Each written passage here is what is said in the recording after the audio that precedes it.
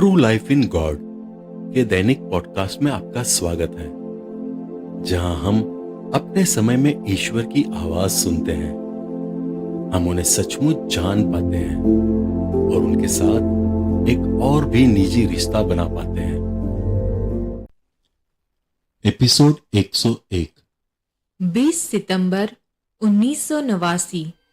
मेरे प्रभु और उद्धारकर्ता, मैं हूं, मेरी शांति मैं तुम्हें देता हूं। मेरी वसूला, मेरे सुनो और लिखो, मैं तुम्हें अपने पास पाकर खुश हूं। मैं प्रभु तुम्हें आशीर्वाद देता हूं। क्या तुम तैयार हो? मेरे पास आओ, जैसे एक बच्चा अपने पिता के पास आता है। प्रियजनों, मुझे अपने ईश्वर के रूप में सबसे दयालु पवित्र साथी के रूप में देखो, जो स्वर्ग में महिमा के सिंहासन पर विराजमान है। फिर भी उसी समय अपनी दिव्यता में मैं पृथ्वी पर तुम्हारे पास नीचे झुकता हूं, ताकि तुम सभी मुझे महसूस कर सको, मुझे सुन सको, मुझे समझ सको और इस प्रकार मुझे अपने ईश्वर को जान सको। हाँ, मैं अपने सिंहासन से नीचे झुककर तुम्हारी आत्मा को अपनी ओर उठाने और तुम्हें अपने प्रकाश में सजीव करने के लिए तुम्हारे पास झुकता हूं। हे प्रियजन, मुझे अपना जीवन साथी मानो, जो तुम्हारी सभी घटियों को बहुतायत से पूरा करेगा। मैं तुम्हारा शोक का पर्दा और तुम्हारी जातियों को ढके हुए कफन को हटा दूंगा। मैं तुम्हारे आंसू पोंछकर तुम्हें सांत्वना दूंगा। मैं तुम सभी से अनंत प्रेम करता हूं और बड़ी दया से मैं तुम्हें पुनः स्थापित करूंगा। मैं तुम्हारा जीवन साथी, अपना सब कुछ तुम्हारे साथ बांटूंगा। यदि तुम चाहते हो, तुम्हें सजाने के लिए मेरे पास यहाँ मेरे सबसे अनमोल रत्न, मेरा क्रूज, मेरे नाखून और मेरा कांटों वाला मुकुट है। मैं तुम्हारे साथ बांटने के लिए तैयार हूं। क्या तुम मेरे साथ शांति, प्रेम और न्याय का मेरा क्रूज बांटने के लिए तैयार और इच्छुक हो? हैब 3.1 व 6। मुझ में अपना मुक्तिदाता देखो। मैं उन सभी को बचाता हूँ जो मुझसे लिपटे रहते हैं। मैं उन सभी को उत्तर देता हूँ जो मुझे पुकारते हैं। मैं तुम सब पर दया दृष्टि रखता हूँ, क्योंकि मैं जानता हूँ कि तुम कितने कमजोर हो और कितनी आसानी से प्रलोभनकर्ता के बहकावे में आ जाते हो। मैंने तुम सभी को अपने असीम प्रेम की खातिर छुड़ाया है। इस प्रेम को बहुत गलत समझा गया है। मैं प्रेम हूं और जो कोई मुझ में रहता है वह सत्य में रहता है। मैं जीवन के वृक्ष की जड़ और जीवन का स्रोत हूं। मेरे पास जीवन के वृक्ष का फल और मेरे सनातन कुओं का जीवन जल दोनों है। तो फिर मेरे पास आओ और तृप्त हो जाओ। आओ और खाओ। हे सब प्यासे लोगों, आओ मेरे जीवन जल से पियो। मैं कभी भी तुम्हारा इनकार नहीं करूंगा। मैं ईश्वर तुम्हें वास्तविक भोजन खिलाऊंगा, ऐसा भोजन जो तुम्हारे अंदर टिकेगा, ताकि तुम्हारी दरिद्र आत्मा जीवित रह सके। तुम्हारी भूमि बंजर भूमि में बदल गई है और चिलचिलाती हवाओं ने तुम्हारे गले सुखा दिए हैं, परंतु मैं जो तुम्हारा उद्धार करता हूं, इन सब अधर्मों को ऊपर से देखता हूं। अतः यह मत कहो, प्रभु हमें भूल गया है। मैं सर्व विश्वास योग्य हूं और मेरा तुम्हारे प्रति अति प्रेम तुम्हें बचा रहा है। मैंने अपना पवित्र चेहरा कभी भी तुमसे दूर नहीं किया है। वन एगियो ओमगा एल्नेह रीमा पगारा नेड्रो हा यूनु एमेन रीमा। मुझे अचानक ऐसी भाषा की प्रज्ञा हुई जो मेरे लिए और शायद मानवता के लिए भी अज्ञात थी। लिखो, मैं तुम्हारे मृतकों की भूमि में शांति और प्रेम फैलाऊंगा। मेरा मतलब है कि मैं अपनी शांति और अपना प्रेम चारों ओर उन सभी राष्ट्रों में फैलाना चाहता हूं जो प्रेम रहित है। मेरा मतलब है कि मैं सभी अन्याय को उखाड़ फेंकना चाहता हूं और यह मृत युग पुनर्जीवित हो जाएगा और मेरे पीछे नई पृथ्वी में आएगा जिसे मैं उसके लिए तैयार कर रहा हूं और नए स्वर्ग के तहत वह मुझे महिमा देगा और पूरे दिन और पूरी रात मेरी प्रशंसा करेगा। क्या आपने अभी तक यह नहीं समझा है कि कैसे मेरी पवित्र आत्मा की कृपा आपको तैयार कर रही है? एक के बाद एक दाख की बारी उन्हें हर देश में धीरे धीरे और बहुत प्यार से फैला रही है। क्या तुम अभी भी नहीं समझे हो कि कैसे तुम्हारी पवित्र मां और मैं अपनी बाहें फैलाकर तुम्हें अपने आशीर्वाद से ढक रहे हैं और तुम्हारे लिए दाख की बारियां तैयार कर रहे हैं। दाख की बारियां जिन्हें हम बढ़ाते रहेंगे, दाख की बारियां जो बहुत से लोगों को खिलाने के लिए पर्याप्त फल देंगी। मेरी अनुग्रह की आत्मा एक बेल की तरह है जो सुंदर कौंपले निकालती है। मेरे फूल प्रेम और शांति के फल देते हैं। तुम जो मुझे चाहते हो मेरे पास आओ और मेरे फलों से तृप्त हो जाओ, क्योंकि मेरी यादें शहद से भी मीठी है। मुझे विरासत में पाना मधु के छत्ते से भी मीठा है। जो मुझे खाते हैं वे और अधिक भूखे रहेंगे, जो मुझे पीते हैं वे और अधिक प्यासे रहेंगे। जो कोई मेरी बात सुनेगा उसे कभी शर्मिंदा नहीं होना पड़ेगा। जो कोई मेरे कहे अनुसार कार्य करेगा वह कभी पाप नहीं करेगा। क्या मैंने यह नहीं कहा है कि आने वाले दिनों में अंकुर निकालूंगा जो फूटेंगे और पूरे संसार को फलों से भर देंगे? यह फल मेरे प्रकाश से बढ़ेंगे और स्वर्ग तुम्हारे सूखे गले को ताजा करने के लिए अपनी ओस तुम पर डालेगा। मैं ये सभी आशीर्वाद अपने लोगों को दे रहा हूं। मुझसे प्रेम महसूस करो। मेरे नन्हे मुन्ने बच्चों, प्रेम तुमसे प्रेम करता है और तुम में से प्रत्येक को आशीर्वाद देता है तथा तुम्हारे माथे पर अपने प्रेम की आह छोड़ता है। एक हो।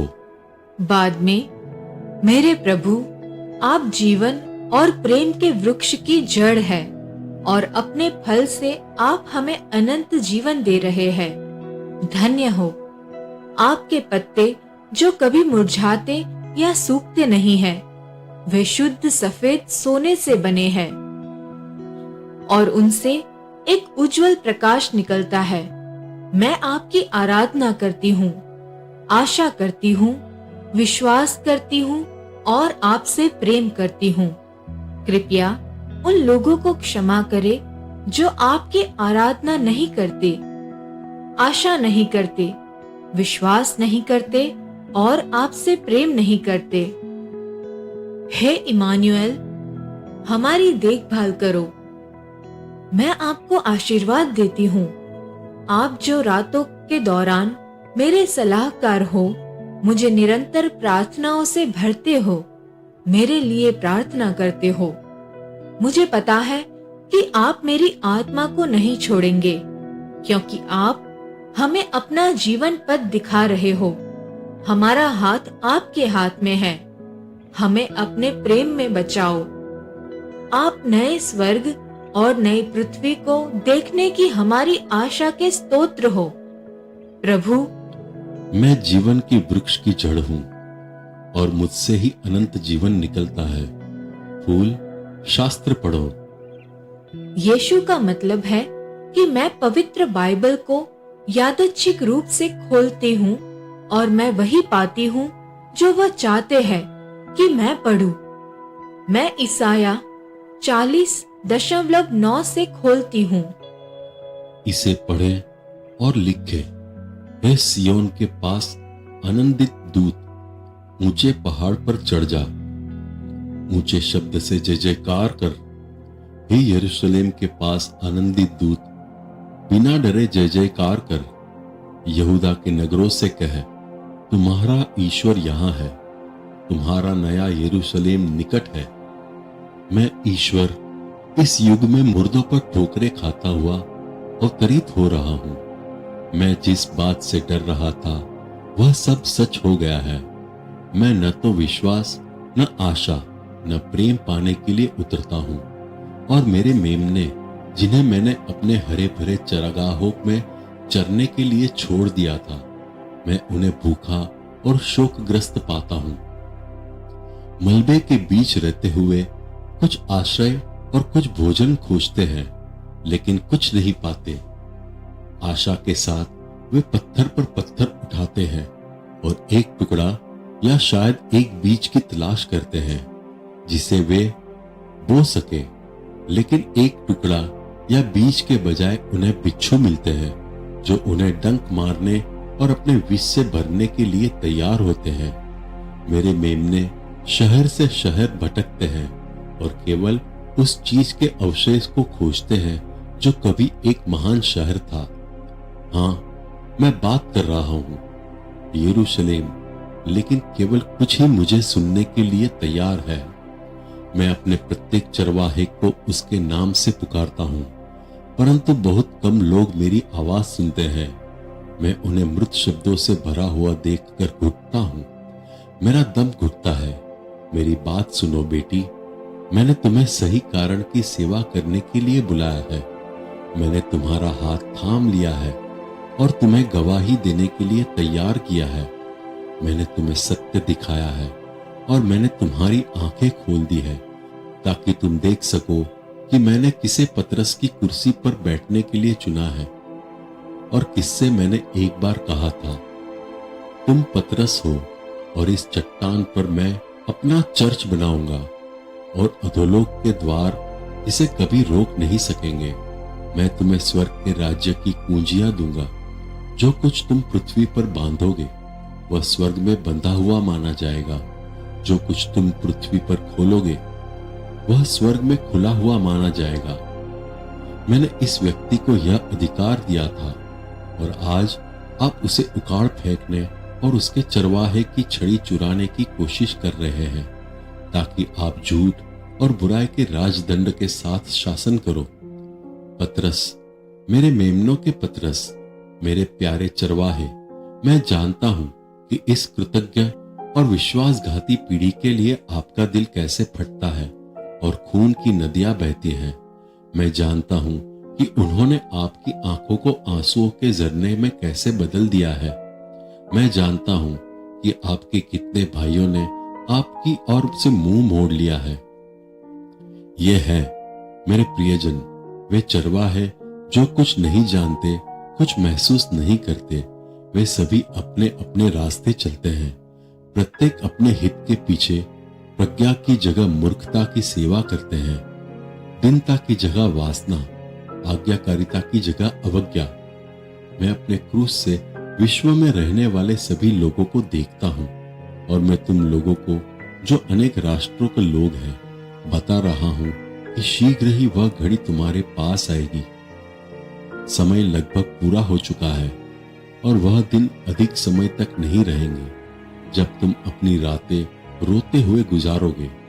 हे विश्वासघाती चरवाहो, हे चरवाहो जो विश्वासघात करके मेरे विरुद्ध पाप करते हो, तुम जो शांति की दुहाई देते हो जब कोई शांति नहीं है, तुम सब जो एक अलग दिशा में भटक गए हो, पतरस के पास लौट आओ, मेरी सेवा करो। अपवित्रता की सेवा क्यों करते हो? मेरे बनो, विद्रोहियों के नहीं। तुम विद्रोहियों की सेवा करने के लिए इतने इच्छुक क्यों हो? यहाँ तक कि विदेशी, इन्होंने भी मेरी आवाज सुनी है और मेरे शब्दों को समझा है। मेरे सिद्धांत पवित्र है और मैं तुम्हें गंभीरता से बताता हूँ कि वे हमेशा और हमेशा के लिए पवित्र रहेंगे। बेटी, मेरा वचन पढ़ो। प्रभु ने मुझे बताया कि कहा है पुनः मत्ती 5:18 व 19 में, पढ़े और लिखे। मैं तुमसे सच कहता हूँ कि जब तक आकाश और पृथ्वी मिट न जाए तब तक व्यवस्था से एक बिंदु, एक छोटा सा चिन्ह भी न मिटेगा जब तक उसका उद्देश्य पूरा न हो जाए। इसलिए जो मनुष्य इन छोटी से छोटी आज्ञाओं में से किसी एक का भी उल्लंघन करता है और दूसरों को भी ऐसा करने की शिक्षा देता है, वह स्वर्ग के राज्य में सबसे छोटा समझा जाएगा, परंतु जो मनुष्य उनका पालन करता है और उन्हें सिखाता है वह स्वर्ग के राज्य में महान समझा जाएगा। बच्चे, अब आराम करो। बच्चे के समान विश्वास से मेरी आत्मा को प्रसन्न करो। आओ, मुझ में आराम करो। मैं प्रभु तुम्हें आशीर्वाद देता हूँ, मुझसे प्रेम करो। हमारे प्रभु की स्तुति करो। 22 सितंबर 1989 हमारी पवित्र माता का संदेश। प्यारी बेटी, अब्बा तुम सभी से प्यार करते हैं। प्रभु की स्तुति करो। मेरे बच्चों से यह कहो, शांति तुम्हारे साथ है।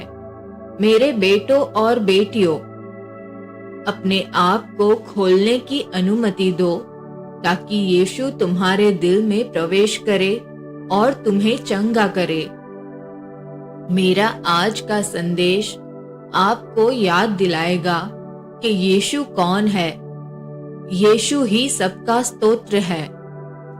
उत्कृष्ट प्रेम, जगत का प्रकाश, आपको बचाने के लिए उसने क्रूस को सहा।